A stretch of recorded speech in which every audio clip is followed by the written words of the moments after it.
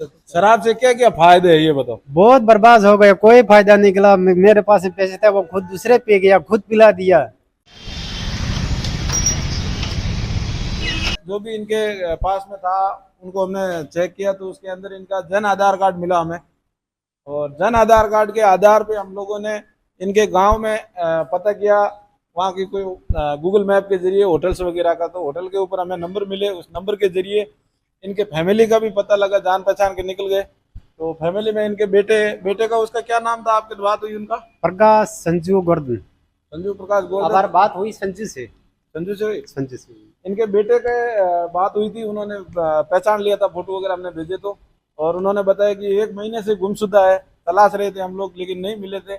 और फिर उनके कोई संबंधी है संजय के ससुर जी, उन्होंने, आनंद जी नाम है उनका भी, उन्होंने हमें कांटेक्ट किया और व्हाट्सएप वगैरह पे आईडी प्रूफ वगैरह भेजे। तो हमने इनकी पूरी शिनाख्त करके फिर उनसे बात की। ऐसे मानसिक हालत से सही है, कोई दिक्कत है नहीं, बट घर से भटक गए थे। कुछ बुरी आदतें भी बताई है इन्होंने, जो अब बोल रहे हैं कि आगे से कभी ऐसी बुरी आदत नहीं पालूंगा। क्या पहले शराब पीते थे?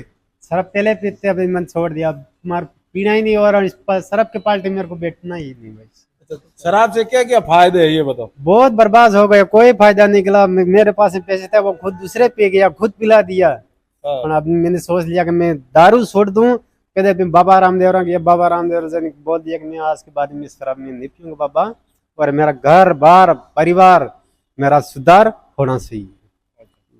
इन्होंने बताया ये इनके घर से फैमिली से थे, वो तलाक हो गया कुछ वजह से, फैमिली प्रॉब्लम से। तो उनके बाद से टेंशन डिप्रेशन में ही पीने लगे थे दारू। हाँ, टेंशन डिप्रेशन। नहीं तो फिर दारू पीने से कौन सा आपको फायदा हुआ? फायदा तो सब कोई फायदा नहीं हुआ, बर्बाद हो गए, अपन फायदा नहीं हुआ। पर अबे मार बाल बच्चे है, लाड़ियां आएगी, अबे थोड़ी मेरा संतोष है।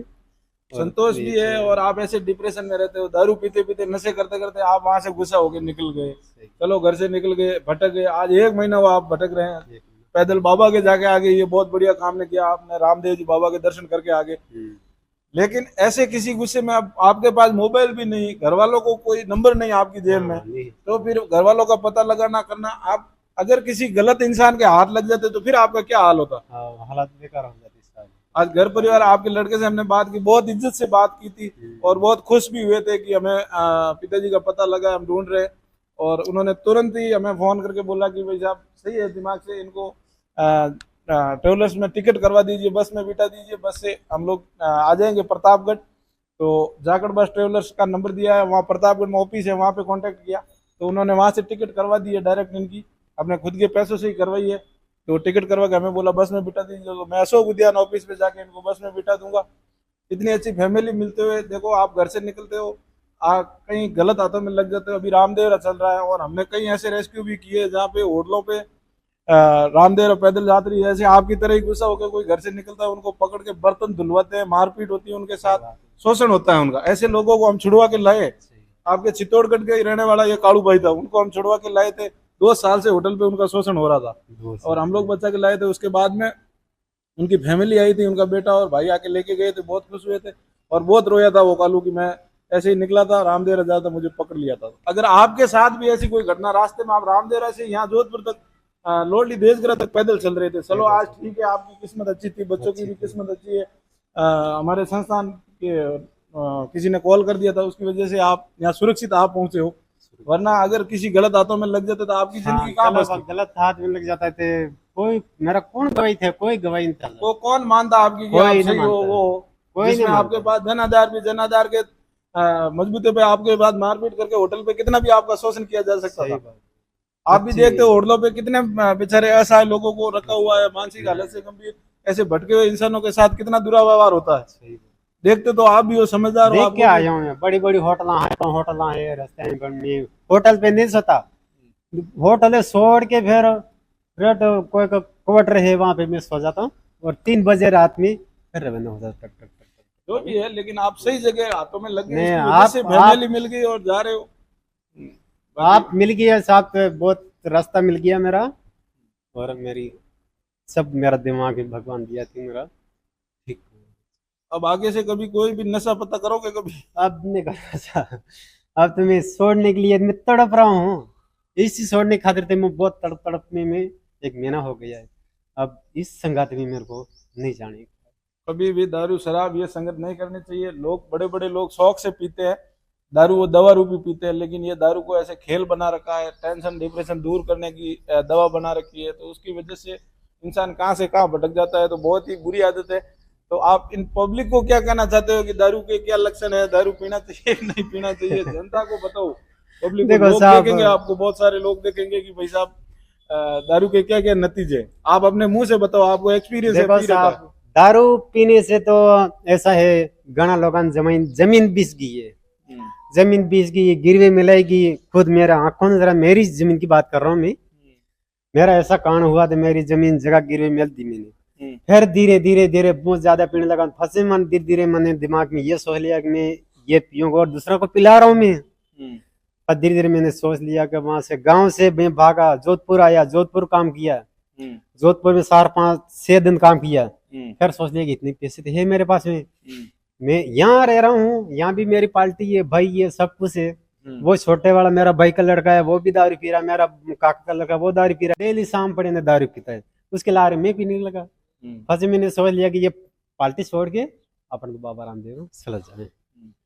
अभी बाबा के कसम खा के आए हो दारू की? हाँ, बस कसम खा के पहले मैं आपके लड़कों से और सगे संबंधी से बात करता रहूंगा हमेशा कॉल पे। हाँ साहब, बात और अगर दोबारा शिकायत आ गई कि शराब पी रहे हैं या नहीं। घर से निकल रहे हैं, कर रहे हैं, तो सीधे मैं यहीं लेके आ जाऊंगा और कई पागल खाने में ले जाके डाल दूंगा, सीधा भर्ती करवा दूंगा, अगर परिवार को परेशानी हुई दोबारा। नहीं, परिवार को तो कोई गाल नहीं मारी, लाड़ियां के कोई गाल नहीं मारी, कोई इसने कियो। लाड़ियां रहते कोई तो गाल देवे, कोई कई के पण मो कोई मारे, नैया बराबर है, हल्का खड़ा हुआ मन में। तो ये चीज हमेशा याद रखना। और आप लोगों ने खुद मुंह से सुना है इनके मुंह से कि दारू के क्या लक्षण है, शराब के जो, और पीते भी है तेजाब वाला, जिसकी वजह से पूरा शरीर की ऐसी तेजी, कितना शरीर, ऐसा शरीर था क्या आपका जवानी से? ये तो दौड़ा था साहब, हट्टा कट्टा था, मन देखो देखो हालत ऐसी हो गई कि कोई पहचान नहीं पता। ऐसा नहीं पता ऐसे। इस दारू की वजह से आपकी उम्र है, आपके पोता पोती है, घर में आपकी खेती बाड़ी अच्छी होती है, वहाँ पे फल फ्रूट वगैरह सब्जी सब कुछ होता है, सब बताया आपने। तो इतनी अच्छी है आपकी लाइफ की, आप आत्मनिर्भर हो, किसी के भरोसे नहीं हो, तो फिर ये सब नशे पत्ते करके कुछ हासिल नहीं होने वाला। परिवार बर्बाद होता है। आज बेटों के भरोसा उठता है, आज बुए हैं बेटियां जैसी बड़ी बड़ी, आज बेटियों की तरह बुए हैं, घर में 3-3 बुए हैं, वो भी क्या सोचती है और बेटे भी क्या सोचते हैं, और सगे संबंधी से भी इज्जत खराब होती है। इससे अच्छा इन चीज के नजदीक मत जाना और आगे से भटकना भी मत, घर में बैठे रहो, आपको खाने पीने में कोई समस्या नहीं आएगी। इतना मुझे भी कंफर्म है कि आप अगर डिसिप्लिन से रहोगे तो आपके बेटे, बात की हमने, बहुत अच्छे हैं, व्यवहार के भी, आदत के भी अच्छे हैं, तो कोई आपको घर से नहीं निकालेगा। और बढ़िया से रहो, आराम से रहो, शांति से रहो। अभी चलते हैं, बस स्टैंड, बस आ जाएगी तो मैं आपको बस में बिठा देता हूँ, और उसके बाद में आप सीधे घर चले जाइए, और घर जाके हमें वापस कॉल कर देना, नंबर है ही घर जाके मैं वापस उनके पास, आपके समधी के पास नंबर है, आपके बेटे के पास भी हमारा नंबर है, तो कॉल कर देना, सकुशल पहुंच जाना। और सभी दर्शकों से निवेदन है कि जिस तरह से अंकल जी भटके रास्ता, आज सुबह ही मैं रेस्क्यू करके लाया था, हमने कोशिश की दिलाते, इनके पास धन आधार मिलने की वजह से हमें इनका पूरा बायोडाटा मिल गया, और परिवार से भी बात हो गई, और मानसिक हालत में सही है, तो ये रास्ते पे चले जाएंगे। वहाँ परिवार से बात की तो वो लोग वहाँ से प्रतापगढ़ से आएंगे, इससे अच्छा उन्होंने टिकट करवा दिया, बस वाले से बात करवा देंगे तो वो सीधे प्रतापगढ़ उतार देगा, वहाँ से उनका बेटा पिकअप कर लेगा। तो सभी से निवेदन, ऐसा कोई भी, अभी रामदेव का मेला खत्म हुआ है तो बहुत सारे लोग भटके हुए मिलेंगे, रास्ते पे निकले हुए हैं, जिनका रास्ता भटक गया है, कोई फैमिली से छूट गया है, या कोई आया है पैदल संघ के साथ तो उनका भी छूट गया है। अंकल जी ने भी बताया था, रामदेव से आ रहे थे तो इनको भी बहुत सारे लोग मिले थे ढूंढते हुए एक दूसरे को।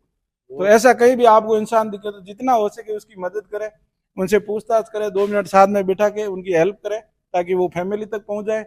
वरना अपन सोचते हैं कि पता नहीं कौन होगा, कहाँ जा रहा होगा, अगर ऐसा हर कोई सोचेगा तो उनको कभी भट रास्ता नहीं मिलेगा। ये भी आज सुबह मिले थे, उस टाइम अगर हम रुक के नहीं पूछते इनको तो ये कभी अपना रास्ता नहीं बताते और ना ही रास्ते पे पहुंच जाते, क्योंकि भटकते रहते हैं यहाँ पे, भटकते भटकते इनको पता नहीं कुछ अनहोनी भी हो सकती है।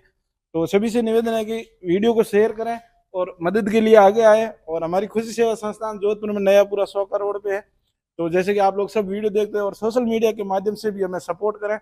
हमारा अकाउंट नंबर और मैं पूरी डिटेल बाइक के कैप्शन में डाल दूंगा, तो आप कोई भी अगर जन सहयोग करना चाहता है इस सेवा में तो भी कर सकता है, जिससे कि निराश्रित और असहाय लोगों की मदद हो सके ज्यादा से ज्यादा। तो आप सभी के सहयोग की सख्त जरूरत है, आप सभी सहयोग करें ताकि हम इस सेवा को निरंतर आगे जारी रखें और किसी के परिवार में वापस खुशियां लौटा सके। तो धन्यवाद सभी मित्रों का, और वीडियो को ज्यादा से ज्यादा शेयर करें ताकि वीडियो से एक्सपायर होकर कोई न कोई बंदा और सेवा के लिए आगे आए तो किसी और का भला हो जाएगा। तो धन्यवाद। जय श्री राम, जय श्री राम। चलिए हम चलते हैं।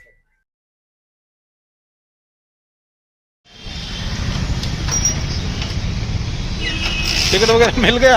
मिल गया सर। चलो ठीक है, कोई बात नहीं। अभी शांति से चले जाना, रास्ते में कहीं उतरना मत, ठीक है? ठीक सर। आराम से बैठिए इधर। हाँ। टिकट आपके पास है ही, इधर बैठे रहो, कहीं भी नहीं जाना, चारों तरफ कैमरे लगे हुए, ठीक है? मैं घर पे जाके फिर संजीव मोबाइल में बात करूंगा सर। हाँ तो मेरे को बात करवा देना वापस। चलिए गए, फाइनली अंकल को छोड़ दिया। अब मैं भी निकल रहा हूँ संस्था के लिए, बस आएगी 7:30 बजे, तब निकल जाएंगे।